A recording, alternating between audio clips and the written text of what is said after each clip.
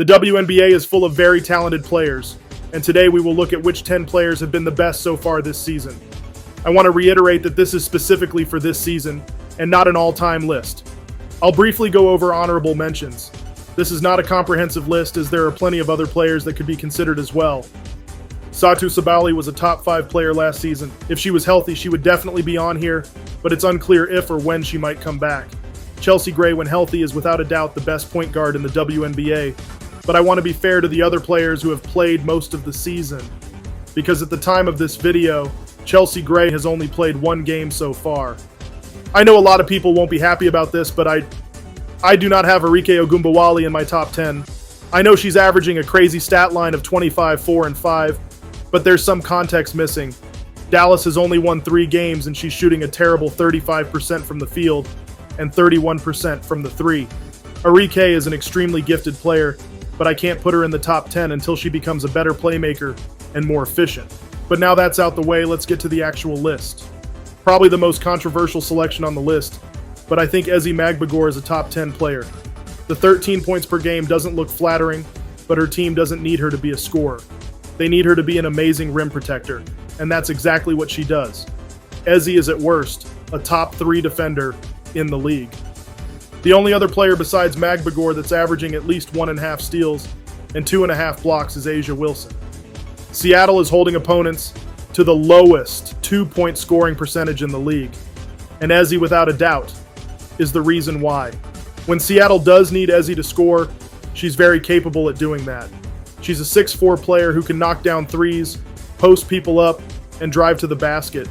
Seattle is one of the best teams in the league right now, and I do not believe they would look as good as they do without Ezi. Jonquel Jones had an amazing start to the season. She went through a rough stretch early June, but is back to herself again. Jonquel Jones is a center, but shoots better than most guards. She is shooting 43% from the 3-point line, and this is on relatively high volume at 4.5 attempts per game. Despite being 6'6", Jones is very mobile. She's a great rim runner and can drive to the basket. She's also great at scoring with her back to the basket. There's not much she can't do. She's a complete offensive player, but she's a great defender as well. Jonquel is a special type of player where it doesn't matter who the Liberty are going against. She can be the best player on either team that day. It's hard to definitively say who is the best player for the Phoenix Mercury because it seems to change every game. Kahleah, Natasha Cloud, Diana, and BG can all take over the game, and they have done that. But I went with Kahleah Copper because she has been the best player for Phoenix in more games than anyone else so far. Copper is 3rd in the league in scoring at 23.5 points per game, but what makes this so impressive is that she's shooting an efficient 45% from the field. She's also shooting 38% from 3, which is very good for her volume. Her scoring isn't empty calories. When she shoots and scores a lot, it's because her team needed it. The most notable games being when she hit the game winner versus the Lynx, and when she had 29 in a double overtime game against Dallas. The only thing keeping me from ranking her higher is that she doesn't do anything super well besides scoring. This is perfect for the Mercury, as they have players that can do other things, but in terms of grading an individual player, I give the edge to other players who are more versatile. The other piece to Seattle's dominant front court is Nneka Ogwumike. She joined Seattle in free agency after playing her entire career with the Sparks. She was hyped up as a key piece to Seattle's super team, and she did not disappoint. Skylar Diggins and Jewell Loyd have been up and down with their performances. Some games they look great, other games they struggle a lot. That's not been the case with Nneka. She's been consistently good the entire season. In the 15 games Seattle has played so far, Ogwumike has shot over 50% in 13 of them.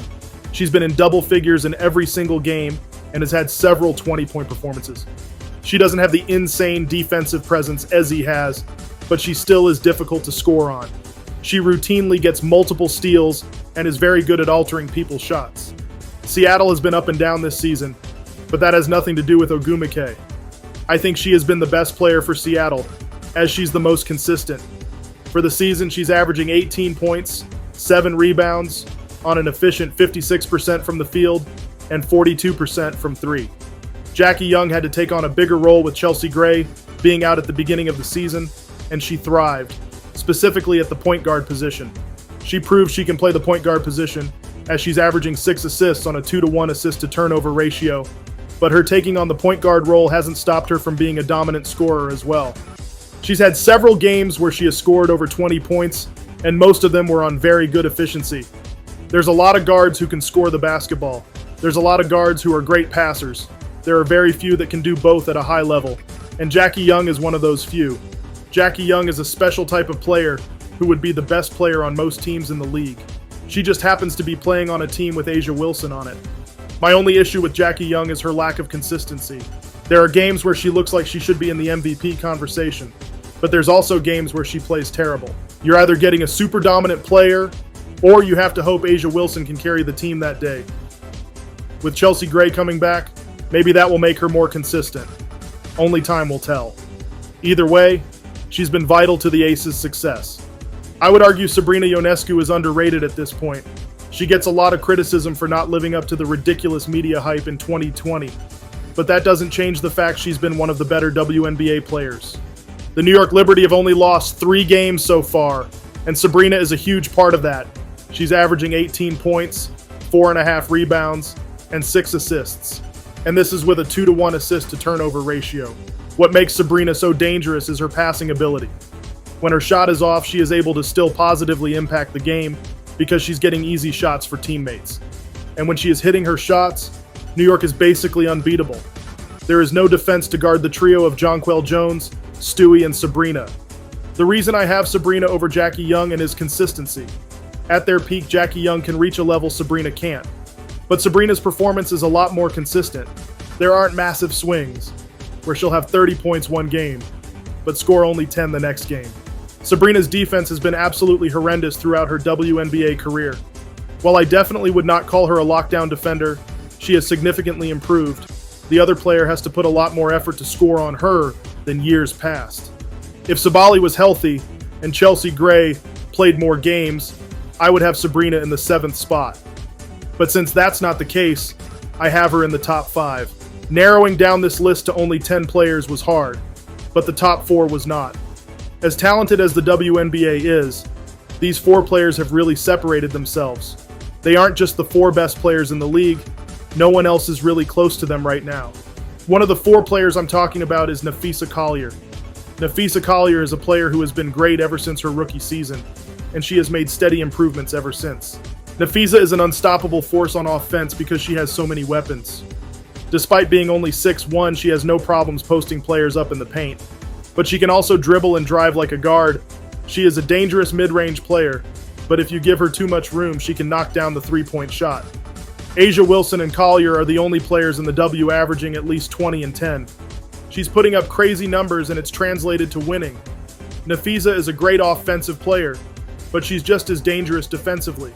She has the mobility to defend guards and get a lot of steals, but she also has the athleticism to defend players who are much taller than her.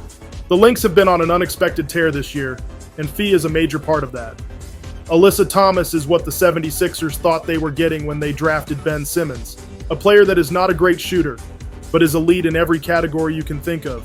Alyssa Thomas is almost averaging a triple-double at 13 points per game, 10 rebounds, and 8 assists.